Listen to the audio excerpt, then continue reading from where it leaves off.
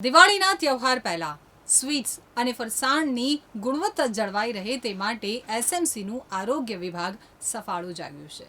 દશેરાના પવિત્ર તહેવાર પર સુરતીઓ કરોડો રૂપિયાના ફાફડા અને જલેબી આરોગી જતા હોય છે, ત્યારે આ મીઠાઈ અને ફરસાણની ગુણવત્તા જળવાઈ રહે તે માટે સુરત મહાનગરપાલિકાનું આરોગ્ય અને ફૂડ વિભાગ સક્રિય બન્યું છે।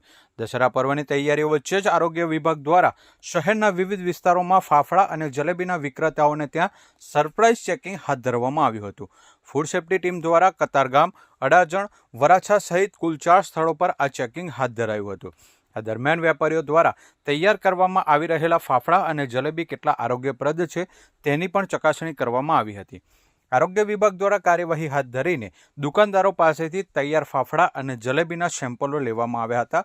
આ સાથે જ વેપારીઓ દ્વારા ઉપયોગમાં લેવાતા તેલની ચકાસણી કરીને ઘીના પણ સેમ્પલો લેવાયા હતા। લેવામાં આવેલા આ તમામ સેમ્પલોને કાચની ભરણીઓમાં સીલ મારવામાં આવ્યા હતા।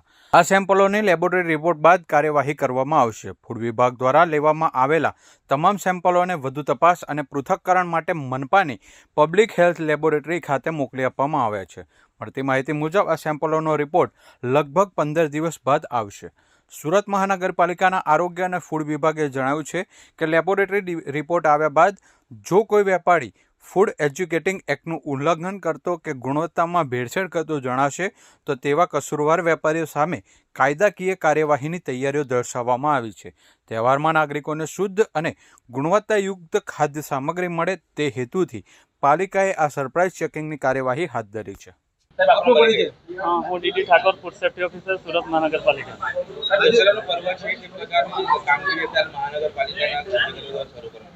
આગામી દશેરાના તહેવાર નિમિત્તે આરોગ્ય અધિકારી શ્રી અને ડેઝિગ્નેટેડ ઓફિસર શ્રી, સાહેબશ્રી તથા deputy commissioner health and hospital સાહેબશ્રીની સૂચના અન્વયે સુરત મહાનગરપાલિકા વિસ્તારમાં આવેલી ફરસાણ એટલે કે ફાફડા, જલેબી વગેરે ખાદ્ય પદાર્થોનું ઉત્પાદન કરતી તથા વેચાણ કરતી સંસ્થાઓમાંથી ફાફડા, જલેબી, પાપડી વગેરેના નમૂના લેવા અંગેની કામગીરી ચાલી રહી છે। જે નમૂનાઓ પૃથ્થકરણ તે પબ્લિક હેલ્થ લેબોરેટરી સુરત મહાનગરપાલિકા પ્રતિ મોકલવામાં આવશે અને જેના પૃથ્થકરણ એવા લાગે છે આગળની કાર્યવાહી કરવામાં આવશે। અત્યારે લગભગ 8 થી 10 જેટલી ટીમો બનાવી છે અને 5 થી 6 જણોમાં નમૂના લેવા અંગેની કામગીરી ચાલી રહી છે। રિપોર્ટ કેટલા દિવસમાં આવશે? રિપોર્ટ જેમ બને તેમ જલ્દી મેળવવા માટે પ્રાયોરિટી આપવામાં આવશે અને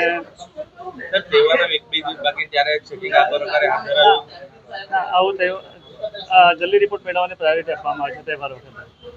દશેરાનો આટલો મોટો સરસ તહેવાર છે આપણે એના માટે આપણે કાલથી ફાફડા જલેબીની તૈયારી કરશું, જેથી કરીને જે ગ્રાહક લોકો લાઈનમાં સવારથી અમારે ત્યાં ઊભા રહે છે, જેને ગરમ ખાવા હોય તે લાઈનમાં ઊભા રહેશે અને જેને એક દિવસ અગાઉ બાંધેલા પાર્સલ જોતા હોય તે સીધા અંદર આવી જશે।